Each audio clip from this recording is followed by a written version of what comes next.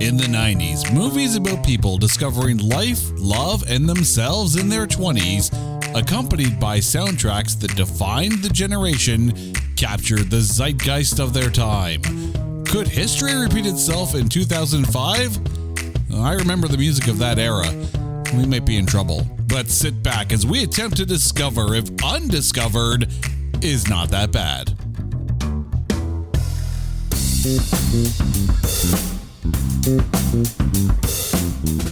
Welcome one and all to It's Not That Bad, the podcast that looks for A grades in B movies. And we are taking a trip down our old DVD lane as we are talking about 2005's Undiscovered. And joining me, as always, is my lovely wife, Carrie. Carrie, how are you doing?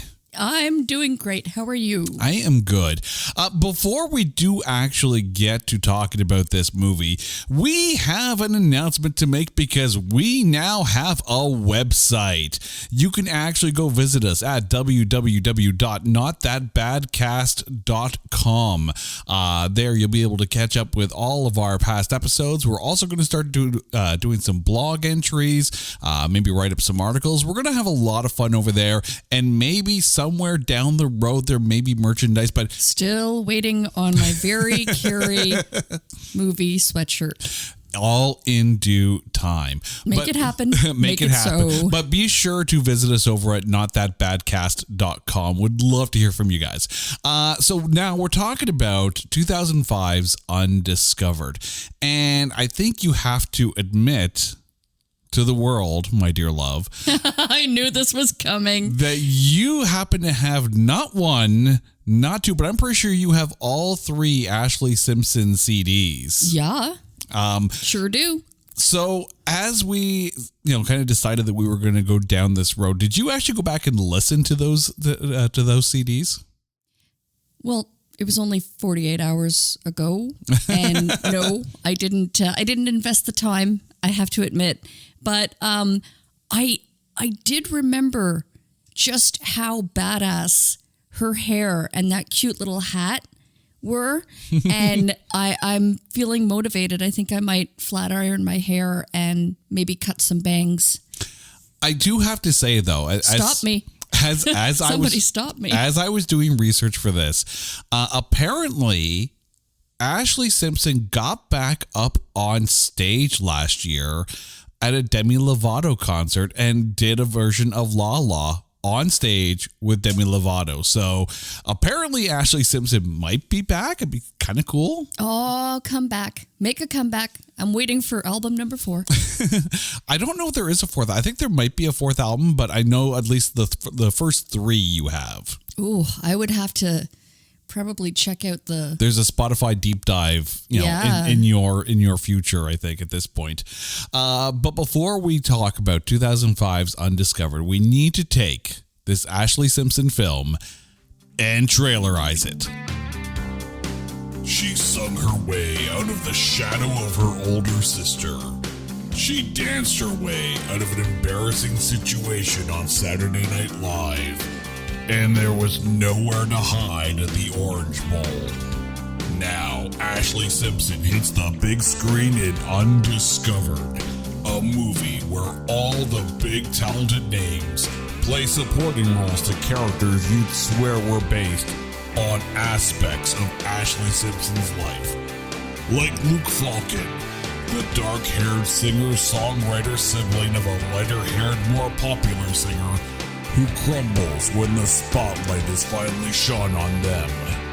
Then there's Briar, the sweet girl who goes to LA to be an actor and gets to do everything based on her agent and connections. It's as if MTV took the Ashlee Simpson show and turned it into a made-for-TV movie on the CW. It's Simpson Inception on the big screen in Undiscovered.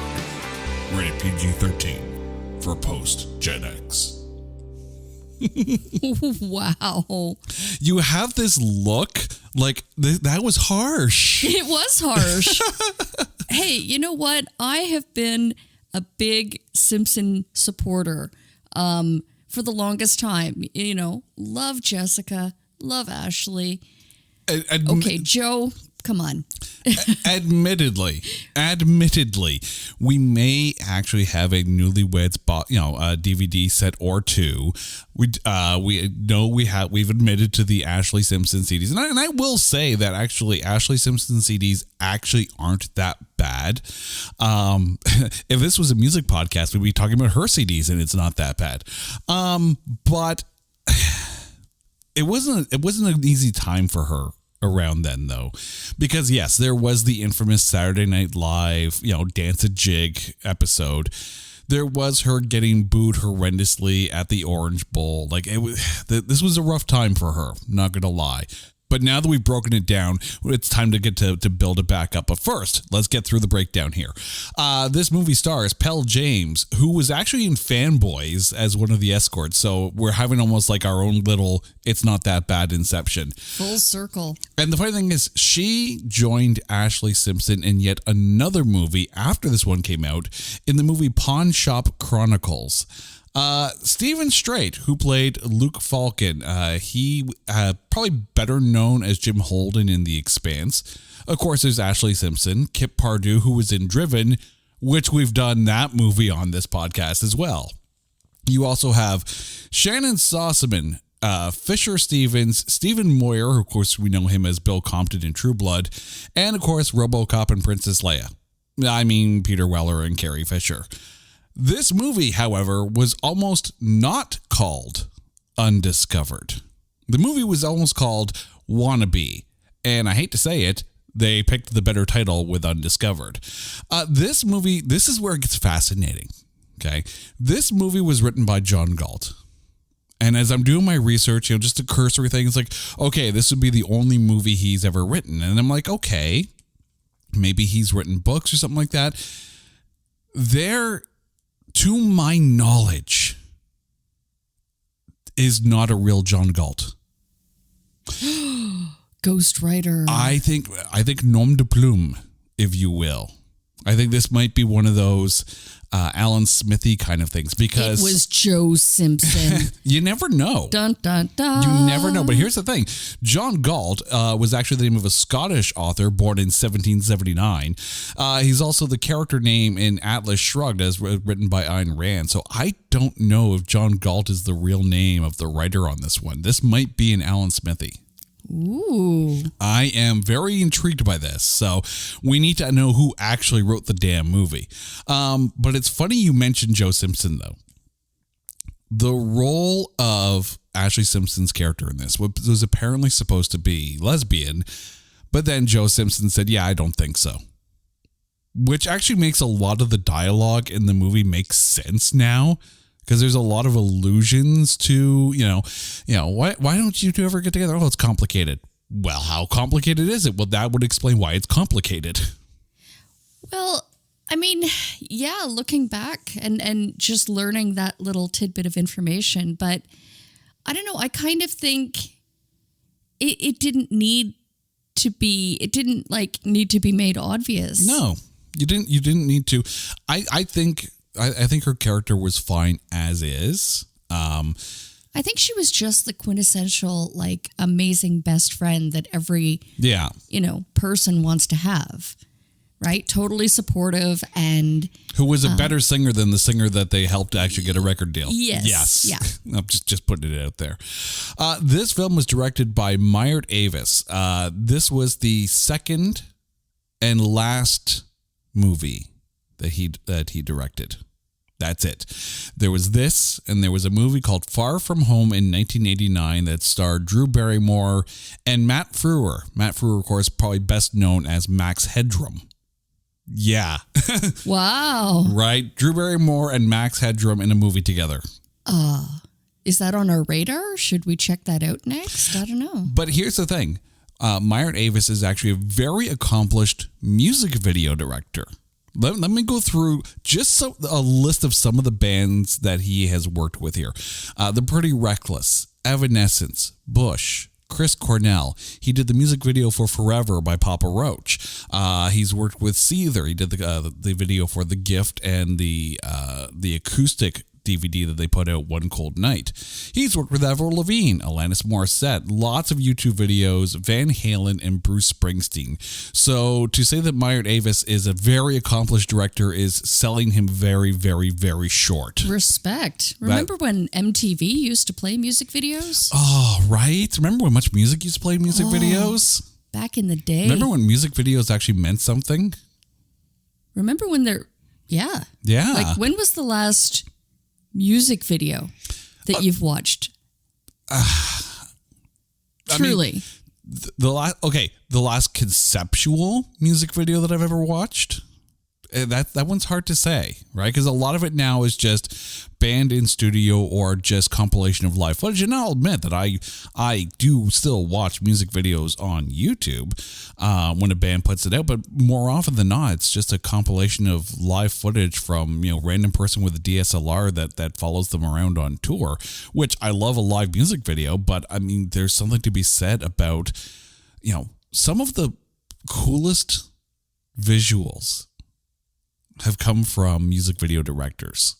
And I think Meyert Avis actually brought a very, very cool cinematography to this movie. Like, full credit to him. Like, the directing was not the problem at all in this film. However, I have an issue. You have... Oh, okay. Well, we'll get to that. Okay. At the 26th annual Razzies, Ashley Simpson was nominated for Worst Supporting Actress. Oh, why? She lost to Paris Hilton in the movie House of Wax. But also nominated that year in the same category was Jessica Simpson for The Dukes of Hazzard. Now, that's cold. She was so... No. She was perfect. As Daisy Duke. She was perfect. Okay, she completely understood the assignment. But, I mean, I think you need to actually put this out there. Do you think some of the hate that this movie gets from critics is basically because 2005 was total Simpson overload? You know what? I was going to say that. I think they were just kind of attacking that entire year and that entire genre of the... there's a name for it, a genre, but the reality TV show and series, right? Because there was Nick and Jessica, Newlyweds. Mm-hmm. There was... The Ashley Simpson Show. Exactly. And... Gene Simmons' Family Jewels. Well, yeah. And I was also going to say, completely blanking here. Well, I mean, Real World, Road Rules, like basically anything MTV put out at that time was focusing on, celebrities. Oh, the Osbournes had theirs as well. No, the Paris Hilton show, though. The Simple Life. Yeah, The Simple Life. That's what it was. Yeah, yes. with her and Nicole Richie. Nicole Richie, exactly. Also have those DVDs. Yeah, every season. We have a shameful collection of DVDs. I'm not ashamed. I would go back and watch from episode 1 all the way through. I would binge watch that. If I had the time on a weekend, that's what I would do. Okay, please let me know when you're going to do that, and that's when I'll go and watch some more music videos on YouTube. But also at the Stinkers Bad Movie Awards, this movie, the whole movie got a dishonorable mention, but that's just they list 40 movies, so that's whatever. But yes, nominated for Worst Song or Song Performance in a Film or its End Credits. Undiscovered was nominated, as was the song Smart in a Stupid Way. Both of those songs lost to the eventual winner of that category, These Boots Are Made for Walking by Jessica Simpson from the Dukes of Hazzard. Yeah, we got Simpson overloaded in this podcast here as well. This film, however, at the box office, did actually make some history, but not in the way you probably wanted to. The film had a budget of $9 million, so it's not a big thing. But worldwide, it grossed $1 million. When it debuted on the August 26, 2005 weekend, it debuted at number 20. Way down the list with only $676,000 in box office. And that's with being in over 1,300 theaters. That's not good. That's not good. Just to give you an idea of movies that were debuting that weekend.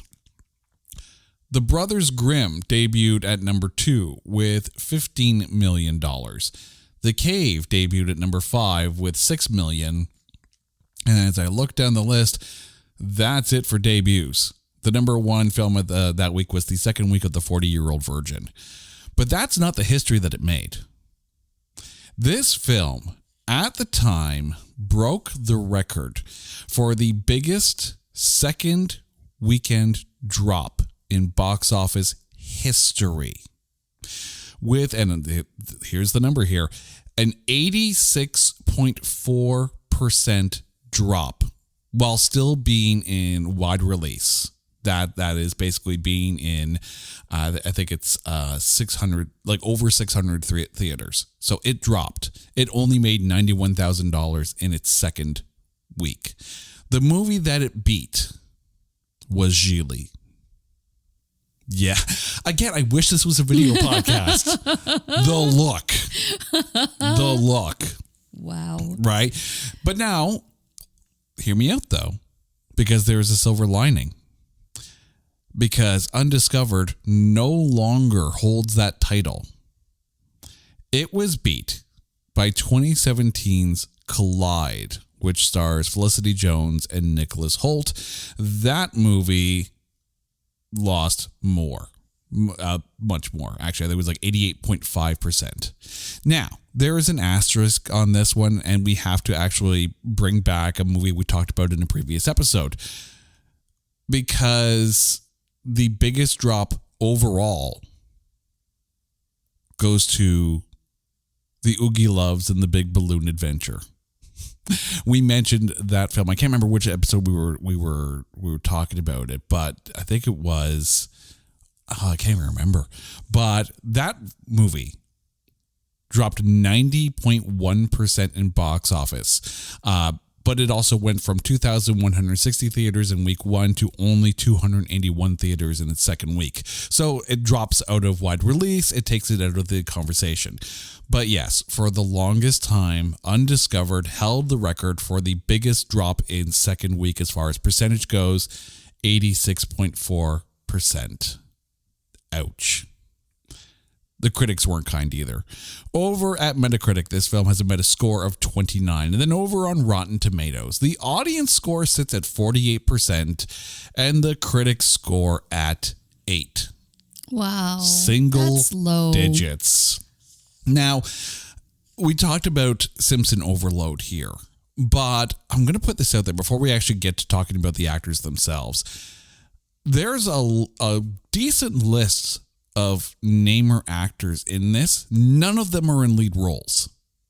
Do you think that hurt this film by, I mean, again, going through the list, Ashley Simpson aside, Kip Pardue, Shannon Sossman, Carrie Fisher, Fisher Stevens, Stephen Moyer, Peter Weller, like that's a huge cast. That's a good cast. None of them in the lead role. Were you more interested in seeing the people in secondary characters as they popped up on screen? Yeah, I mean, I nearly lost my mind because I completely forgot that Carrie Fisher was in this until the rewatch, until watching it again. And it was just so nice to see her. Like, it was like, I literally I don't know, squealed. I was like, oh, there she is. Oh my gosh. Yeah, you know what?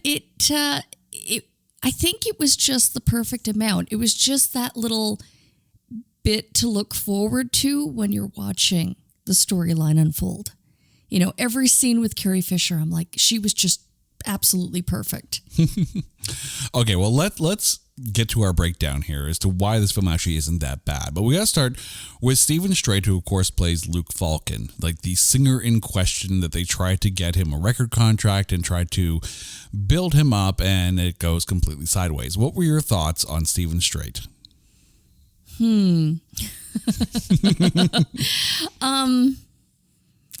Yeah, you know what?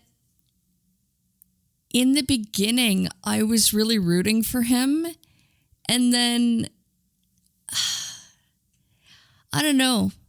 By the ending, I just kind of lost all, not respect for him, but it was just kind of like, meh, like, I don't know. She could do so much better. Move on. Just move on. I mean, I will admit that when we first meet Luke in New York, right? He's eagerly getting ready to head out to LA to have his music heard and all of that. And I like the fact that they had him working with, with dogs and whatnot, probably at a shelter. It added a layer of, humanity to Luke, rather than just be this tortured artist trying to get his songs heard.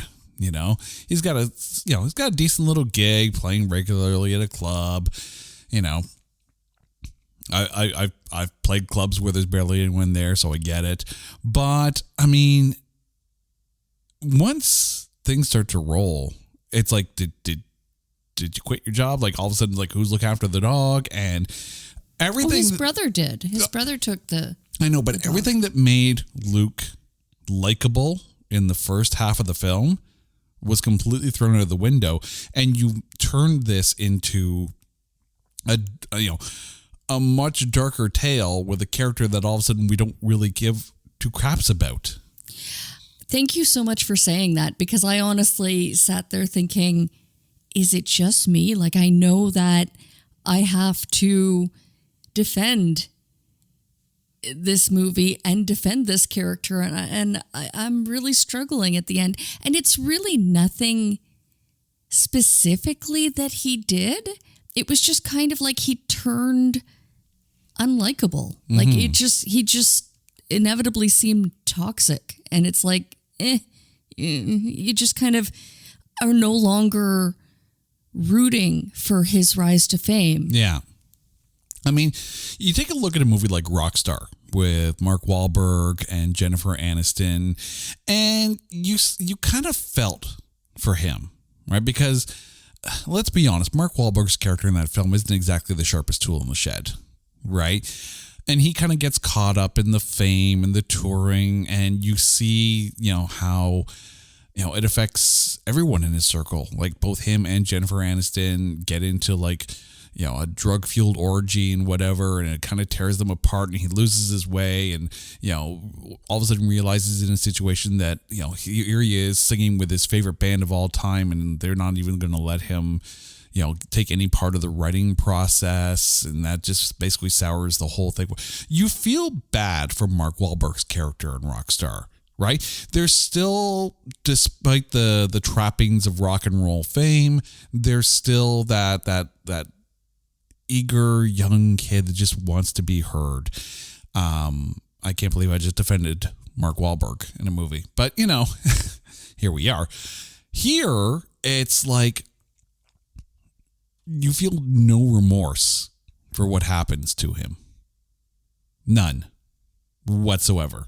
Because clearly he's got a thing for Briar, but as soon as, crazy sunglass Brazilian woman shows up, it's like, yep, okay, I'm going to go with her. And I'm like, okay, I don't care about you anymore. That, I think, was the breaking point where I was like, if you are so in love with Briar, like, you should be with her and stop at nothing. Yeah. And then why are you just hooking up with this, like, I don't know, lap kitten? Like, yeah. Really? Gold digger. But let's talk about Briar, though, as played by Pell James. Here's where it comes to the opposite side, right? Briar is a model who's trying to be an actress, and she's getting these modeling parts in commercials and doing her best, but there's still like the small town girl about her kind of thing. Obviously she's missing her mom, who has passed away, we assume, kind of thing, just from a conversation that she had with her agent Carrie Fisher. But how was Briar for you? Yeah, couldn't stand her. Really? Every single time she was on the screen, she was acting the model and flashing that pensive glare to the camera. Like, I did not feel bad for her whatsoever when they were together and then they broke up. And you know what? if she's holding on to some kind of flame, or, she was burnt once by a musician, then why the hell is she like dragging him along? I will say, like, and this is not really anything against Pell James and how she portrayed Briar. That there's a lot of work in this script that needs to be done by someone who apparently doesn't exist. Looking at you, fake John Galt. But the thing with Briar is that, okay, I understand her reluctance to get into anything with Luke, because yes, she's been burned by Mick, who apparently she's still with. I get that aspect of it, but at some point, Briar's got to like nut up and drop the douche. It was almost kind of like she didn't know what she wanted. Mm-hmm. She liked him. She was quite smitten with him. Mm-hmm. Yet when she had her chance at him and to be with him, mm-hmm. She was just pushing Nick away. Luke, yeah. She was just pushing Luke away. So, like why? Like, what's your gig, lady? Like, either you're in or you're out, but there's no in between. And there was just too much cat and mouse between their relationship. And I get that was supposed to make you feel like, oh, you really want to see them together in the end. At the end of it, I was just like, I don't like any of these characters except for Ashley. She's so cute. But I will say, and I do appreciate that, right? Briar's the, I like you, but I can't be with you, but I want to be with you, but I can't be with you. Luke's like, I want to be famous, but I don't want to be famous. And I want my music to be heard, but I don't want to be like. But it wasn't until he no longer wanted her that then she, came around. It's like, no, sorry, sweetie, you had your chance. Move on. Exactly. Like, you're the one that shot it down, and then, just get on the plane and go. But I will say the chemistry between her and Clea, as played by Ashley Simpson, those two, I think, played off each other very well. Yes. But again, I really think that was, due respect to Ashley Simpson. I think she was just, like I said, the quintessential best friend. Mm-hmm. And I think had it been any other actress in Briar's role, it would have been the same dynamic. I don't know. I think cute hats off to Ashley Simpson. I can already tell who your MVP is going to be. But that being said, the thing with Ashley Simpson's Clea in this is that Briar seems to me to be someone who's very, not necessarily closed off, right? But just very work-focused life. There's zero work-life balance here. Like, she's there to try to get an acting career. All she knows is how to work, kind of thing, how to model, how to try it to advance. But Clea kind of opens her up to have a little life, have a little fun, kind of thing. Let's do something crazy and good for someone. Like, Clea to me is the thing that makes Briar a decent person in this. But how is Ashley Simpson as Clea for you? I think I already know the answer, but I think everybody knows the answer. She was awesome, and I absolutely loved and was, silently applauding when she had her chance to duet. I absolutely loved the give and take when they were singing both of the songs. See, I'm going to argue on that one. I'm going to argue on that one here. First things first, I need to put this out there. As far as Ashley Simpson songs go, I think Undiscovered might actually be my favorite of hers. It's a very, very good song. And, say what you will about, any Simpson, Jessica or Ashley and their music. Undiscovered is actually a pretty damn good song. I mean, there are actually like singers kind of thing where they have songs out there. I'm like, no, actually, that's a pretty good song. Like, I can't remember what it was called, but I mean, Jennifer Love Hewitt had a decent song. There are some actually decent actor albums out there. And Undiscovered is a good song. That being said, and let's talk about this now, since how we're kind of going down that road. This is a film about self-discovery, about growing up, about, the complicated life in your 20s. And there are a ton of movies that are kind of in that vein. First ones that come to mind: Singles, Empire Records, Reality Bites. And say what you will about the movies themselves, but those soundtracks are freaking iconic. The Singles one especially is one of the best soundtracks of the 90s, in my opinion. Again, I was just going to point out that they were all from a different decade, really. It was, yeah. If this film came out in the 90s, I think it would have been better received, because there seemed to be like a wave of those kind of films. You know, this comes out in the MTV reality show generation, and as much as they kind of tease that a little bit with Reality Bites, you know, the thing is, you have a movie about a singer-songwriter making it big thanks to his friends, and it goes downhill, and the best song in the movie is from the best friend and not the guy on stage that they're trying to get the record deal. Like, I don't know about you, but aside from the actual song Undiscovered, which is an Ashlee Simpson song, none of these songs are getting stuck in my head. None of them are getting played on Spotify. None of them are getting a spin on a CD player. None. Mm-hmm. Very true. Very true. I found myself there were a couple, as, you know, he rose to fame, that I was like, yeah, okay, that's a pretty good song. Yeah, and This I can see the progression. The This Is Living song is actually not that bad. But all in all, right, if you're going to compare this to a movie like Singles, the soundtracks are incomparable. Singles will wipe the floor with most other movie soundtracks. It'll be a draw between that one and The Crow. But this film maybe needed a better soundtrack. I think maybe comparing more the music of this movie versus Rockstar. Yeah, but the thing is, though, Rockstar, even to me, Rockstar is still a better soundtrack. Hell, Josie and the Pussycats is a better soundtrack. Oh, that was a fun movie. That was such a fun movie, yes. But Rockstar, if we're going to use that comparison, those songs were written like to feel like the band that he's there. And they had some phenomenal musicians. I think it was Brian Vander Ark from the Verve Pipe was in there. And you had, you know, a number of really good musicians working on that soundtrack. This, again, the Ashlee Simpson song is the best song. And if memory serves, I don't even know if it was actually on the soundtrack, on the CD. Because, of course, it was on her album already. Mm-hmm. I digress. But Ashlee Simpson to me in this is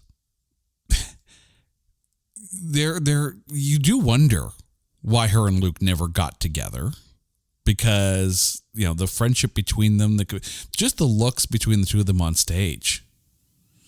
I don't know. I disagree, though. I think, you know, they can be just really good friends, and that's it. There doesn't have to be that romantic arc always. And I think it was almost kind of better. And, you know, at first, that first scene where he finally places Briar and he makes the announcement that he lost a glove. Yeah. You know, it's like, oh, they're going to get together. And, you know, you're really rooting for them. But then again, it's like, I think Briar was the one that ruined that for me. I was like, okay, you had your chance. You're pushing him away for something he didn't even do just because you had, you know, a bad experience. And first of all, did she ever actually break up with the other guy? Like, I don't know. Well, she eventually did, but that's like, you know, over an hour into the movie. when he shows up and is just total douche. Yeah, like, I mean, you see her pining over, she's wearing his gloves, and then, you know, that look, that moment when they reconnect, and you're really rooting for this to happen, and then she finally just drops this bomb of, yeah, well, you're a musician. You know, I can't love you because you're a musician. What? You were literally just like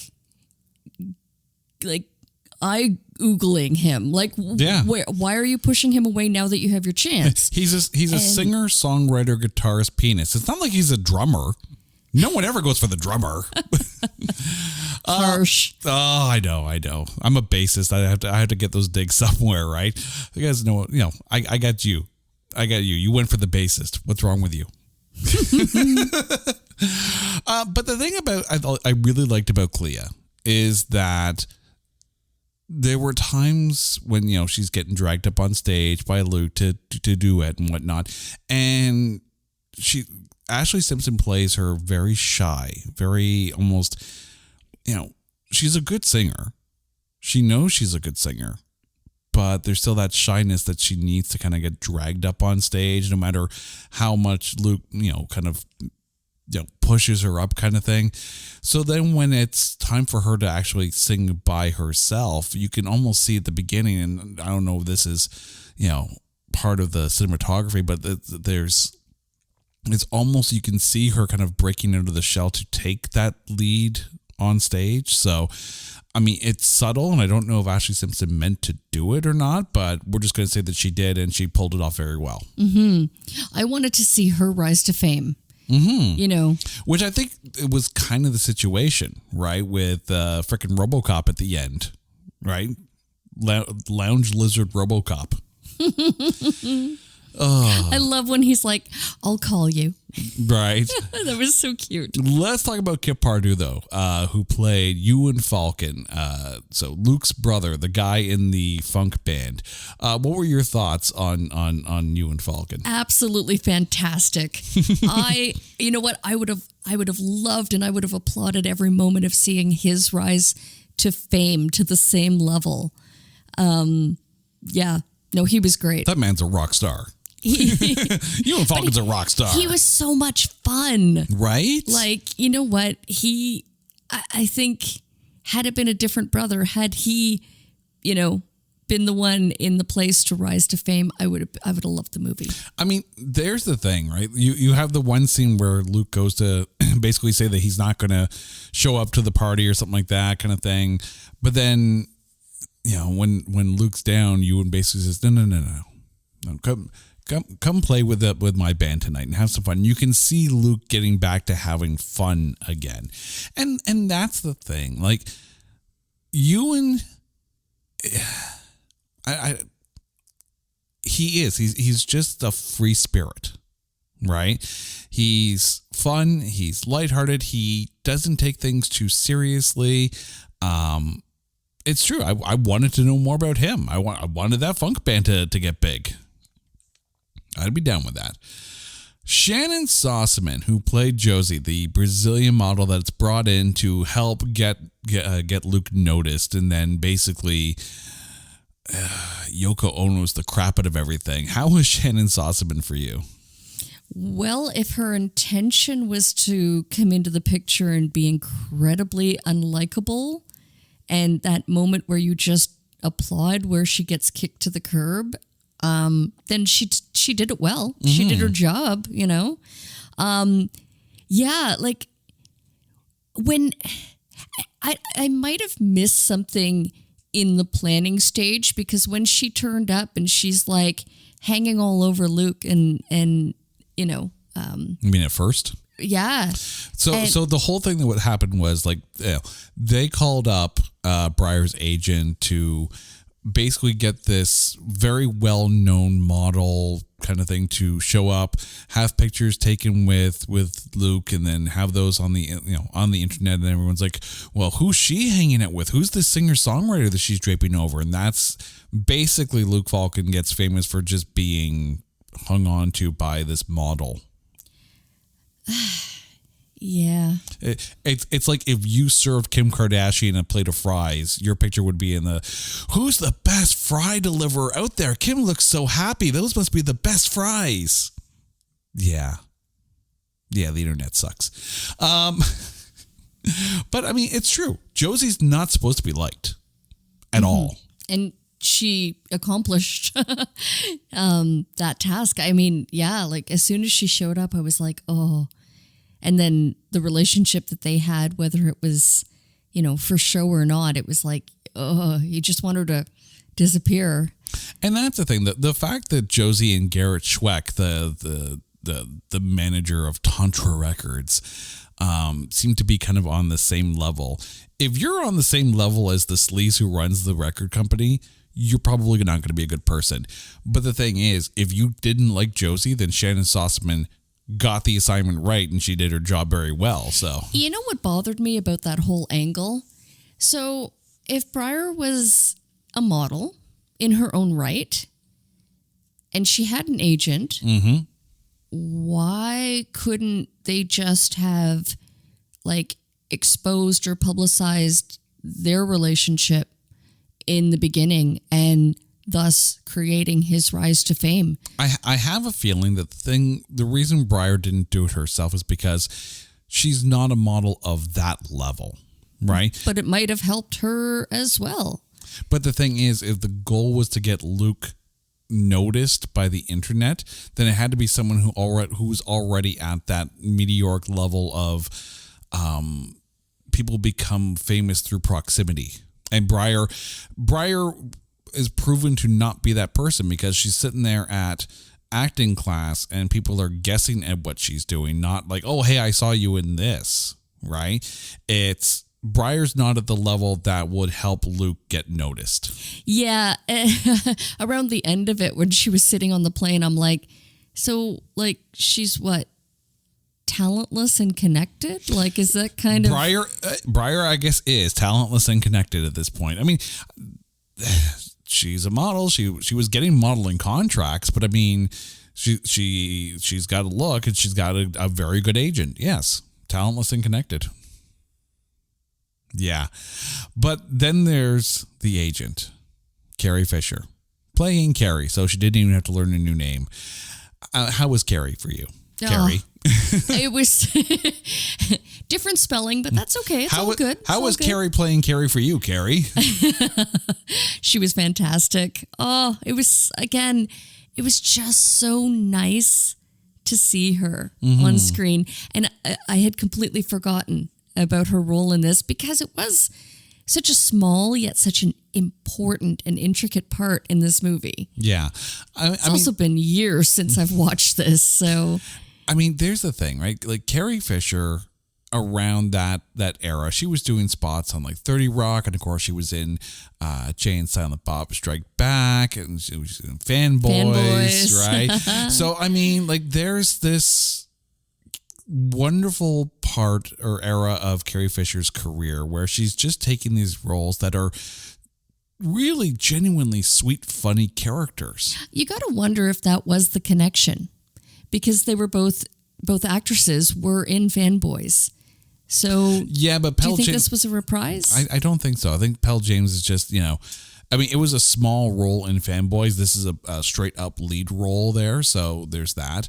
I think it's just coincidence, really, to be honest. But I mean, the thing with Carrie, the agent, is, there's a real motherly almost protection of Briar. So you have to think, I'd be curious if in the, Briar's backstory, if Briar's mother was also a model or an actress and Carrie represented her. So now Carrie is representing Briar as a way to kind of help carry that legacy. There's so much more about that relationship that I want to know about. You're absolutely right. And actually at first I thought maybe she was her mother. And then it started to piece together very quickly, like, no. Yeah. But she does play that very motherly role. And especially from the beginning where you see that Briar's got these gloves and she's met a guy and, she realizes she may never meet him again. Yeah. It's just one of the things like, where she's like, how are you doing? Right. And Briar's like, just really hitting me that, I don't have my mom around to talk about these things. So, that it's a lot of backstory and like one phone conversation between the two characters, but I loved the dynamic between, like, I know you're not the biggest Briar fan out of this film, but I do think the dynamic between Carrie and Briar is actually really sweet. Oh, absolutely. And I mean, I didn't dislike her acting wise. I just disliked her character, and I disliked again, it was that pensive look that she had almost in every scene. And maybe it's because she was acting as a model, but it literally felt like she was posing that, like, I want to love this musician, but I can't because he's a musician. It's like, okay, you know. The way I look at that, though, is Carrie is sweet as the agent, but Carrie wouldn't be sweet to Briar if Briar wasn't sweet to begin with. Yes. Right? So there is redemption for Briar through Carrie and their relationship. Personal opinion. Fisher Stevens, of course, who played Garrett Schweck, the record agent for Tantra Records. How was Fisher Stevens for you? You know, I kind of saw him as the character in Formula 51. Okay. Where, you know, he was just kind of trying to do his job, you know, but he was the swarthiest. He was the swarthiest character, I think, in the entire movie. And I mean, if, you know, slimy record executive is how he was trying to play it, he did it well. Yeah. I mean, it's almost like a stereotype. Slimy record exec. All right, go. Yeah. The fact that Entourage came out in 2004, the series started, and you could almost see a lot of parallels between Ari and Garrett Schweck in that they're just quick talking and they only care about the artist and how it helps them and the record labels. So, you know. But quick to drop them in a heartbeat. Oh, God, yes. The only thing I'll sit there and say is, like, there's the scene, and again, this is writing, this is not him, right? Is where they're sitting around in some weird chant circles, like, Tantra. It's like, what the are you doing? What, seriously? Is this how every board meeting goes? You sit around and go tantra. It's like, the oh, it got weird. It did get weird. Peter Weller. Speaking of agents here, Peter Weller, who played Wick Treadway, the agent that they got to do the what was it, the JP Morgan walk around kind of thing. I'm just going to say this right now. Aside from, of course, Peter Weller being RoboCop, and you cannot take a look at that jaw and not see RoboCop, I cannot hear that man's voice now and not hear Batman. Because, of course, Peter Weller was Batman in the animated The Dark Knight Returns Part 1 and 2. So how was Peter Weller for you? Oh, my God. He was so great. Like, I absolutely loved the airplane scene. He just made it happen. It just, I know he's having fun in the role as, like, Hawaiian shirt wearing, sunglass wearing, and, you know, in the middle of the night kind of. It just seemed a little odd for Peter Weller. Yeah, but I think that was part of the beauty of it. You know, I was getting some Rock the Casbah levels there, like Bill Murray's character in that, but it's just like it also just seems like the perfect out because everyone gets the happy ending at the end. But that's just me. And finally, Stephen Moyer, who played Mick, the cheating douchebag rock star that Briar is sort of seeing, sort of not seeing, sort of whatever. Okay, first of all, I will admit that the minute he shows up on screen, it's like, oh, Bill Compton, True Blood, and you're still pale. But how was Mick for you? You know what? I think they needed to introduce him or at least share the backstory of their relationship earlier in the movie. But they did sort of. Yeah, I don't know. I was just kind of like, really, dude? Like, you're here now? Like, yeah. Where the were you an hour ago? I mean, there's the phone call, you know, the hotel clerk is like, oh, he's a very handsome man, you know, and then the phone picks up and there's the girls giggling and whatnot. So clearly we know what the hell's going on. Mm-hmm. There's the point where he's trying to figure out where Briar is and Carrie Fisher is, you know, like, I love that phone call. Right. But I mean, maybe it's just me, right? I think Stephen Moyer is a great actor.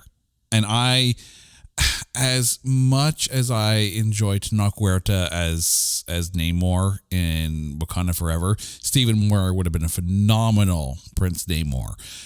But that's just me. But anyways, regardless of, he doesn't pull off smarmy well to me. And maybe it's because of the way Bill Compton is in this. If you're going to pull anyone out as True Blood, Alexander Skarsgård would have been better off to be a bit more smarmy, I think. You know what? I thought he was perfectly unlikable. Yeah. The character, not Stephen Moyer himself. But he played it well. He made it happen. I was just like, yeah, no, she can do better. She really should know that she can do better. Yeah. You know, but no, she's hanging on to you. Okay. So we've gone through the cast now. When we first saw this movie, we first saw it kind of when it came out, not in theaters, clearly like everybody else. But, we've got the DVD because, of course, you were in Ashley Simpson at the time, so we got it. It was a decent movie at the time.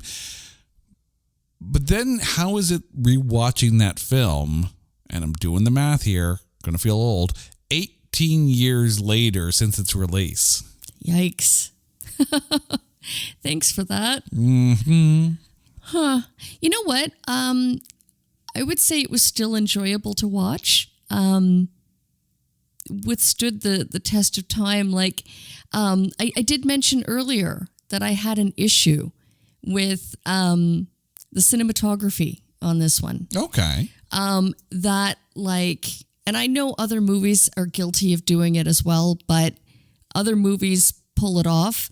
This one literally gave me vertigo watching the spinning camera around the two actors in that scene outside of the club. I was like, whoa, just stop this train. I want to get off. Right. Wow, stop the world from spinning. And I think maybe it was the pacing. They were going too fast, or it did not.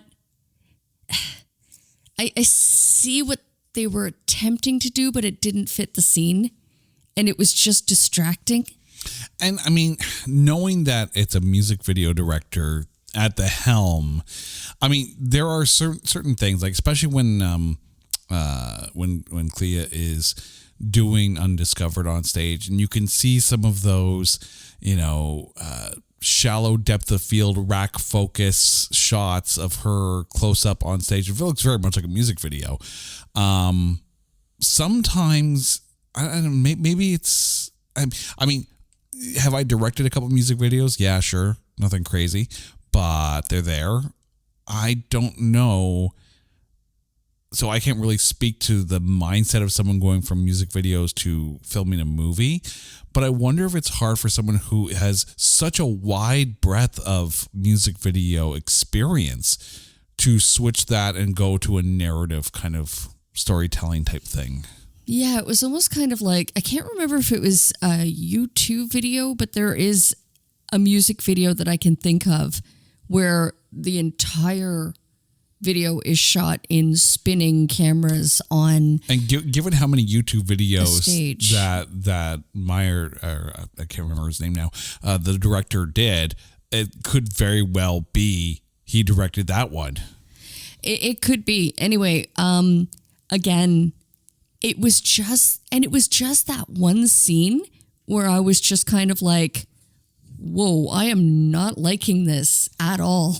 Meyer Avis, that's the name of the director. But yeah, I mean, you can go to music video heavy as far as your cinematography goes. I think in some parts this movie called for it. The scenes with his brother's band. Mm-hmm. Those were fun. Oh, absolutely. Where they just made it look like an absolute rave, I think that was directed perfectly or shot perfectly. It was just like, yeah, again, that one scene stood out in my mind. Okay. If we do not address this, then we have not done our job. What were your thoughts on the skateboarding dog? Oh, that's my MVP. I'm going to put it out right there. Wow. The dog wins the crown. The dog takes it.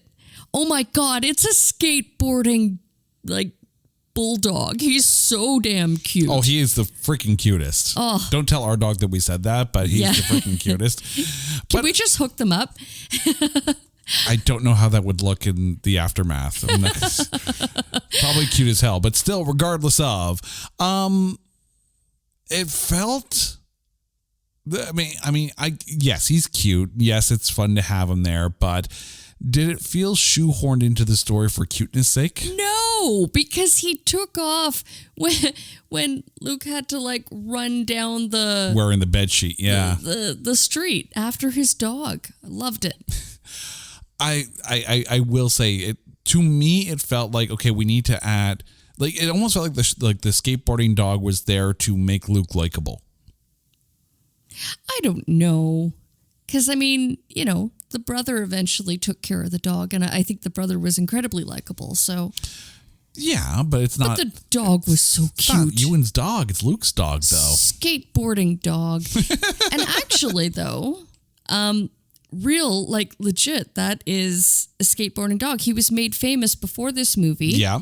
That was his rise to fame, was that he was a skateboarding dog. I forget, was it a commercial that he was in, Pepsi, I want to say?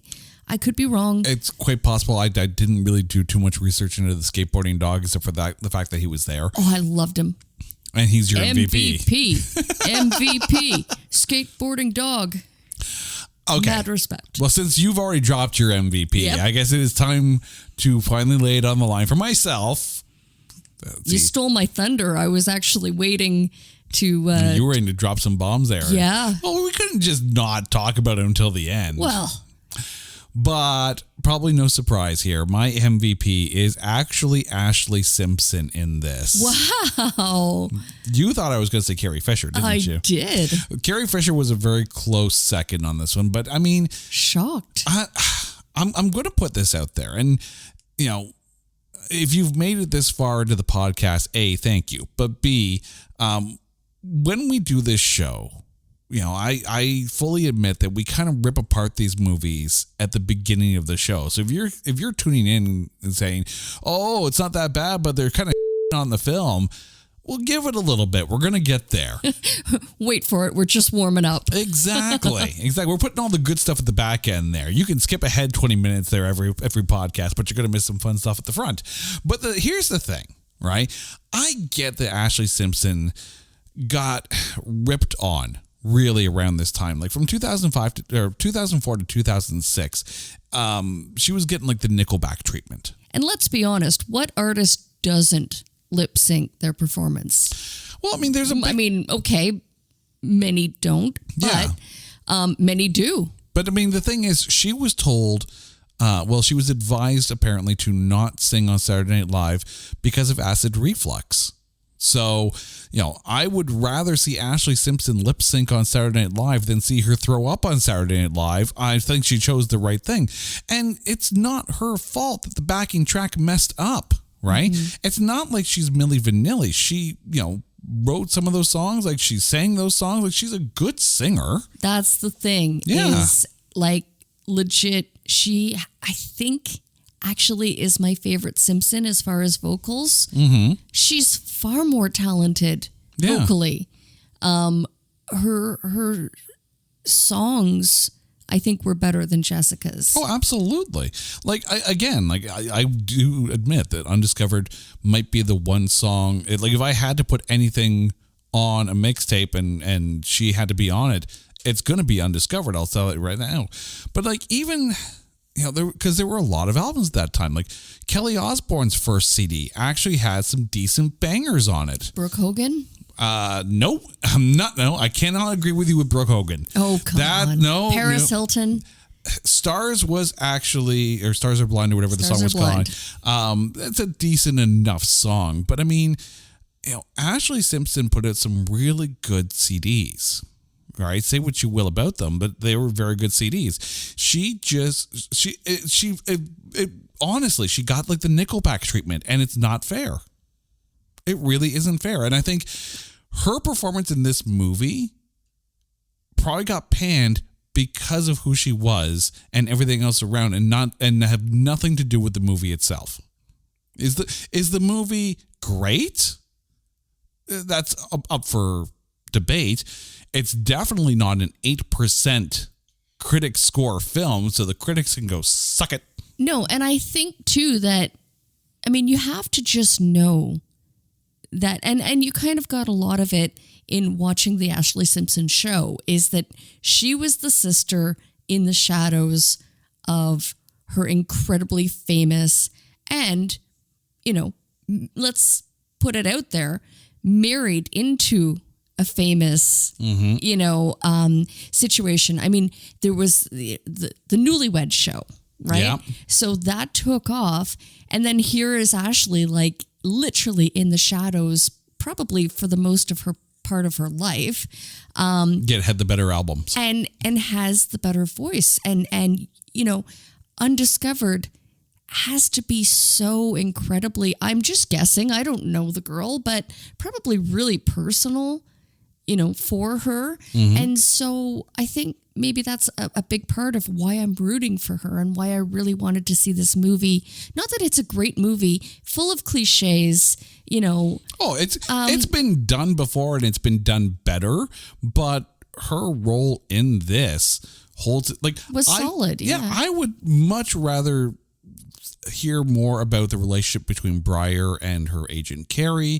I'd love to see if ever there is an Undiscovered 2, I want nothing to do with Luke Falcon or Briar at all.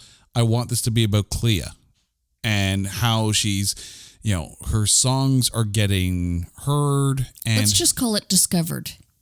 Right? Make it happen. Make it happen. Stardom. Ashley Simpson gets another chance.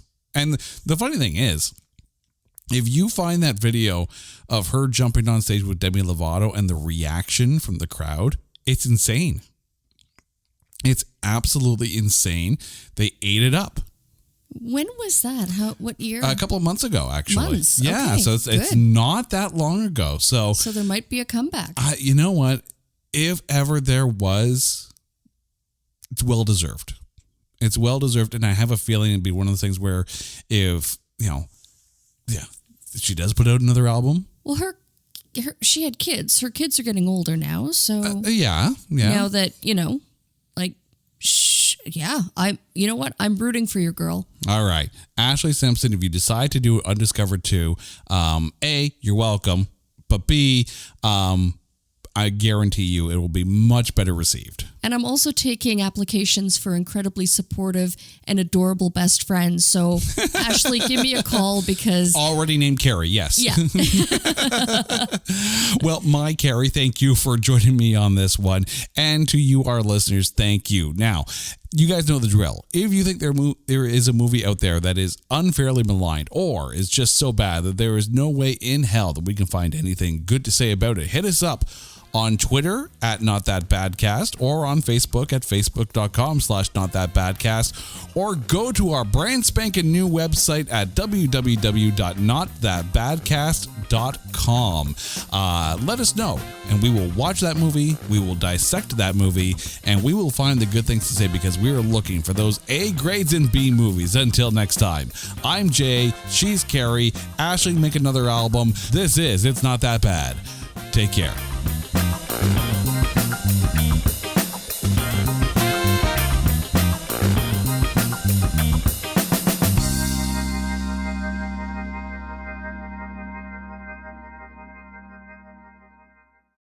Hey folks, Stefan Shirazi and Renee Richardson here from the Metallica Report. And we are proud members of the Pantheon podcast family, where the best of music and podcasts unite. We've got something pretty cool for you.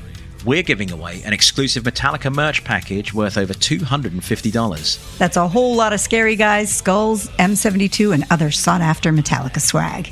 And we've made it easy for you to win. Follow and share the Metallica Report, and you're in the game. Go to pantheonpodcast.com/Metallica, enter your email, and hit that button to be entered to win. And just like that, you're eligible for our monthly exclusive Metallica merch package. And guess what, rockers? You can enter every month, so just do it. And while we love our global brothers and sisters, the lawyers won't let us ship outside the U.S.